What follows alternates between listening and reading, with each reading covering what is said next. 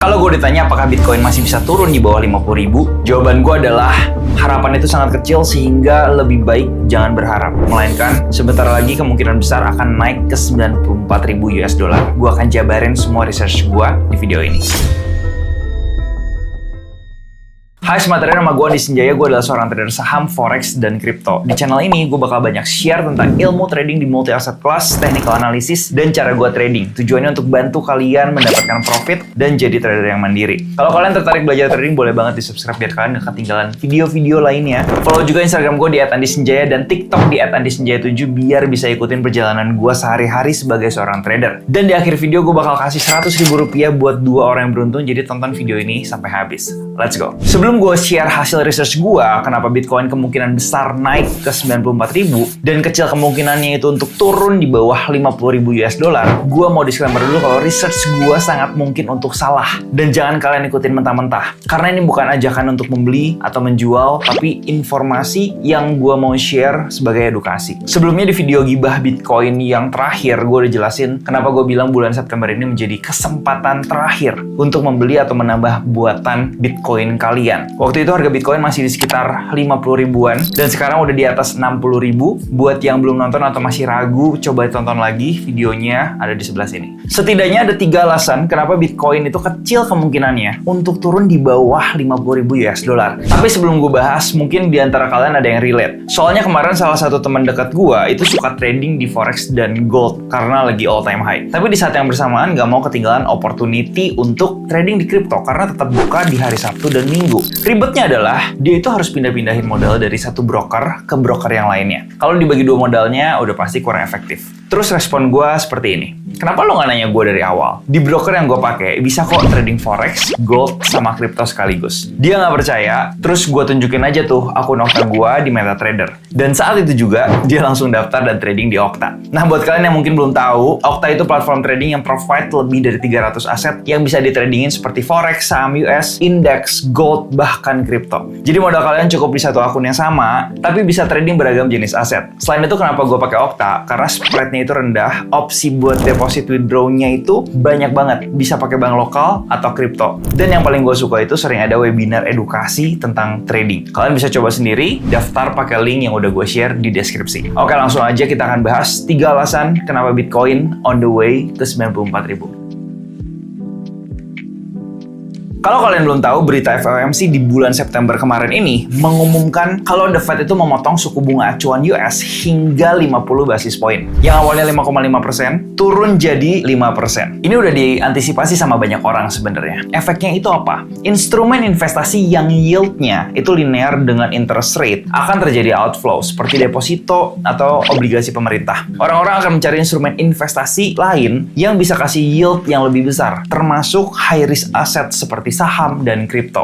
Gold, S&P 500, IHSG udah nyentuh all time high lagi dan seharusnya ini jadi satu berita positif untuk market kripto bisa ikut menyusul all time high di akhir tahun 2024. Sehingga ini akan jadi satu poin kenapa Bitcoin akan sulit untuk turun lagi under 50.000 US dollar. Oke, sekarang kita mau langsung lihat aja di monitor di sebelah sini. Oke, jadi alasan yang kedua adalah karena data seasonality Bitcoin itu sendiri menunjukkan kalau di akhir tahun 2024 itu kemungkinan besar akan terjadi bullish atau ada penguatan harga. Sehingga itu jadi alasan kenapa sebenarnya Bitcoin akan sangat sulit untuk turun kembali di bawah 50.000 US dollar. Sekarang kita akan lihat ke layar di monitor di sini. Jadi sekali lagi ini adalah data seasonality Bitcoin. Kalau kita lihat di sini datanya dari 2010. Nah, yang mau kita lihat dan analisis di sini ada 2 hal. Yang pertama adalah data secara siklusnya, which is 4 tahunan sekali siklus di cryptocurrency atau di Bitcoin. Dan yang kedua adalah seasonality di setiap tahunnya. Jadi bulan di setiap tahunnya itu seperti apa. Nah, kalau kita perhatikan kenapa Bitcoin itu punya siklus 4 tahunan sekali, sebenarnya kalian juga udah paham dan udah tahu. Karena sistem daripada Bitcoin sendiri ada yang namanya halving. Dan halving ini terjadi setiap 4 tahunan sekali kurang lebih. Jadi kalau kita lihat lihat di sini di 2014 itu data menunjukkan marketnya minus. Minusnya juga lumayan signifikan ya di sini, sekitar 64% secara total ya. 4 tahun kemudian 2018 ini juga minus atau marketnya juga balik ke winter market lagi. Kemudian di tahun 2022 kemarin ini itu juga marketnya turun lagi dan minusnya juga totalnya minus 83%. Nah, dengan data ini kita bisa lihat bahwa setiap 4 tahunan sekali itu marketnya akan drop atau akan mengalami bear market. Nah, sekarang di tahun 2024 sebenarnya ini adalah di tahun kedua ya, merupakan tahun kedua daripada siklus itu sendiri. Jadi kalau misalkan anggap aja setelah bear market di 2014 ini adalah tahun pertama persiapan bullish ya. Tahun pertama 2016 itu tahun kedua, 2017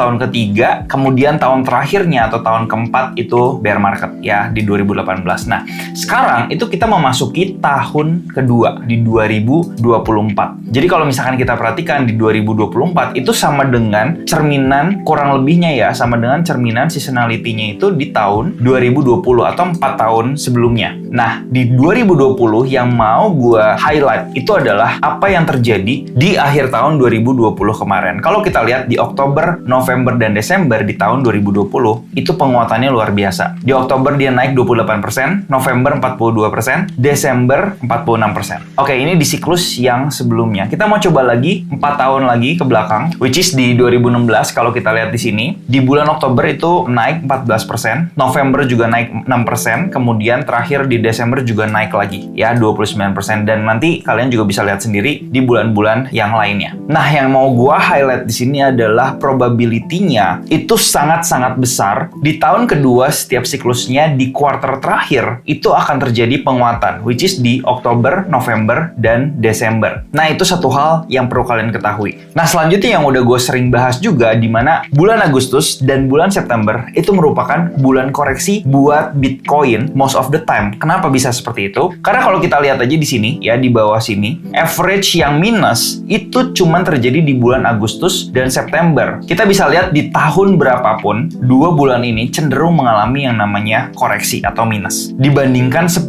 bulan yang lain. Dan itu terjadi di 2 bulan terakhir ini, ya di bulan Agustus dan bulan September. Dan sama, gue juga udah sempat warning di beberapa video gibah Bitcoin yang sebelumnya. Nah, yang menariknya, di bulan Oktober, kalau kita lihat sejak 10 tahun yang lalu, atau kita flashback 10 tahun ke belakang, dari 2014 di sini, itu menunjukkan data bahwa dari 10 kali, itu cuma 2 kali aja di bulan Oktober itu mengalami koreksi. Dan koreksinya juga sebenarnya cenderung nggak terlalu tinggi ya. Kalau kita lihat di 2018 itu cuma minus 4%, di 2014 itu minusnya sekitar 12%. Sedangkan di bulan-bulan lainnya yang mengalami penguatan, itu kenaikannya bisa minimal double digit. Ya, 31%, 14%, 47%. Ya, kemudian yang single digit itu cuma di tahun 2022 aja ketika bear market. Kalau kalian lihat di sini, the whole year itu sebenarnya merah, kecuali di bulan Oktober aja, itu udah bagus banget, dia bisa naik 5%. Jadi sebenarnya per video ini dibuat tanggal 26 September, itu kita udah mulai mau masuk ke Oktober, yang dimana secara seasonality, Oktober itu mencatatkan bahwa Bitcoin punya probability yang sangat besar untuk mengalami penguatan. Sehingga menurut gue pribadi ini sangat kecil kemungkinannya untuk Bitcoin itu turun lagi ke harga di bawah 50.000 US dollar. Oke, tadi kita udah membahas 2 faktor yang sebelumnya. Yang pertama, the Fed cut rates, dan yang kedua adalah seasonality-nya. Dua-duanya menunjukkan bahwa Bitcoin itu less likely banget untuk turun di bawah 50.000 US dollar. Sekarang kita mau double check ke price action-nya seperti apa, atau ke analisis teknikalnya apakah inline dengan 2 analisis yang sebelumnya atau enggak sih sebenarnya.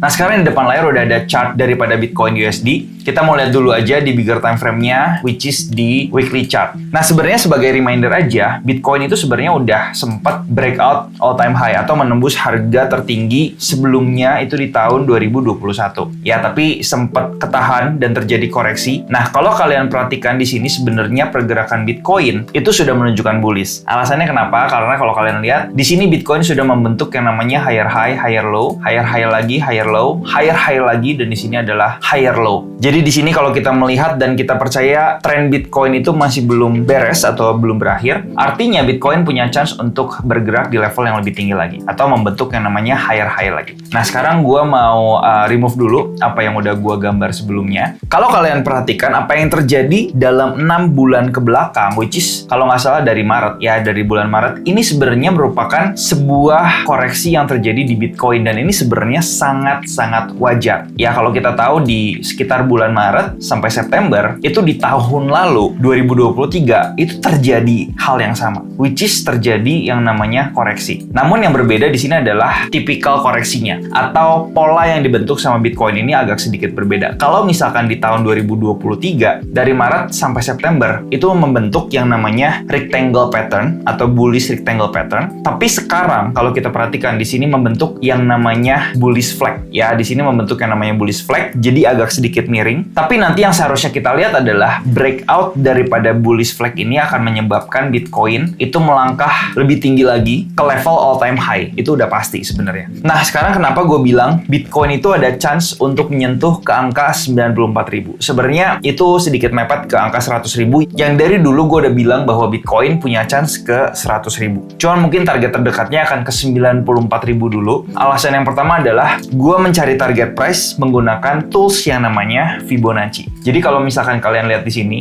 ada Fibonacci, itu gue pakai untuk gue tarik dari swing high yang ada di sini ke swing low yang ada di sini. Jadi level 161,8-nya itu tepat di angka 94.000. Kalian bisa lihat di sebelah sini. Nah, cara yang kedua itu gue menggunakan yang namanya trend based Fibonacci extension. Jadi caranya adalah kalau kita lihat di swing low yang sebelumnya, which is kalau gue lihat di sini adalah swing low yang sebelumnya, gue akan tarik di sini ya. Jadi panjang ini gue akan coba ukur karena kalau kita lihat di sini ada bullish flag. Biasanya panjang bullish flag itu kurang lebih sama. Kalau kita sebut aja di sini adalah titik A, di sini titik B, ya, di sini titik C. Artinya panjang AB itu sama dengan panjang CD ya di sebelah sini. Dan ini kalau kita perhatikan sangat harmoni dengan Fibonacci external retracement yang kita bikin sebelumnya. Jadi di sini kalau kita lihat sangat berhimpitan dan di sini targetnya di 94.000 ya, kurang lebih di situ. Tapi meskipun begitu memang targetnya dari awal atau dari dulu gue juga sempat bilang kalau idealnya Bitcoin itu akan menyentuh area 100.000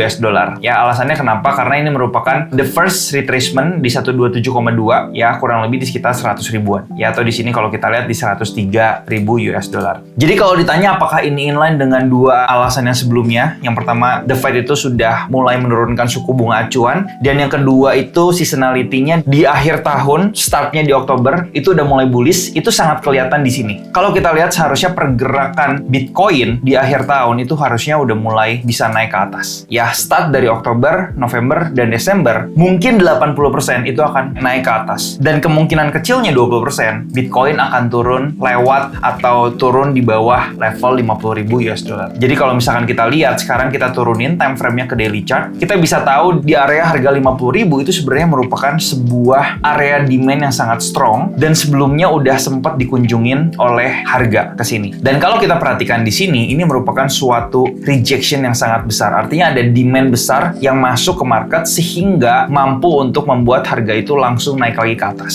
Sehingga ini adalah area harga yang penting. Di sini kalau misalnya kita lihat pergerakan harganya itu sangat stabil, bergerak di dalam sebuah channel. Di sini adalah upper channel-nya, di sini adalah lower channel-nya. Kalau kita lihat di sini, Bitcoin itu sudah berhasil breakout trendline dan sekarang kalau kita lihat ada di sekitar area upper channel. Nah, sekalian gue mau coba untuk share sedikit area-area penting yang perlu diperhatikan dalam beberapa hari ke depan. Which is ini adalah titik di mana saat ini harga Bitcoin ada di area tersebut. Ya, jadi di sini adalah area sekitar 65.000. Jadi ini adalah area resistance yang pertama kalau kita perhatikan. Kemudian ada lagi kurang lebihnya itu ada di sekitar sini. Ya, jadi di sini ada area resistance become support. Sehingga di sini ada kemungkinan Bitcoin kalau tidak mampu untuk bertahan di area resistance, dia akan turun dulu ke support untuk retest ke area trendline kemudian baru naik lagi ke atas. Jadi menurut gue ini adalah salah satu skenario yang paling make sense. Atau yang kedua, dia akan langsung berhasil breakout yang pertama resistance, yang kedua upper channel, dan akan langsung make a new all time high. Maka dari itu dengan jelas gue share research gue di sini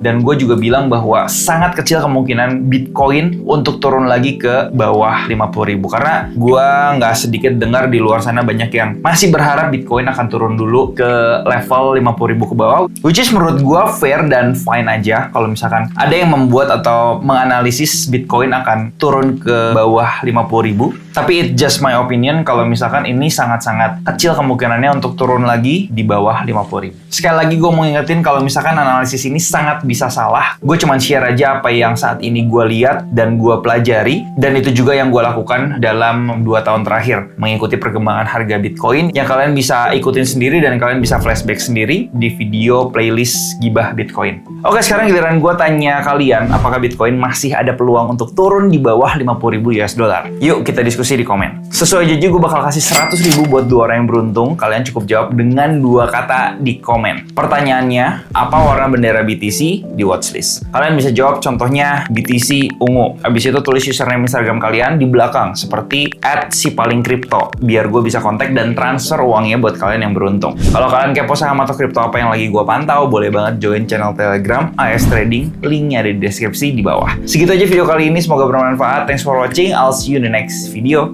Bye-bye.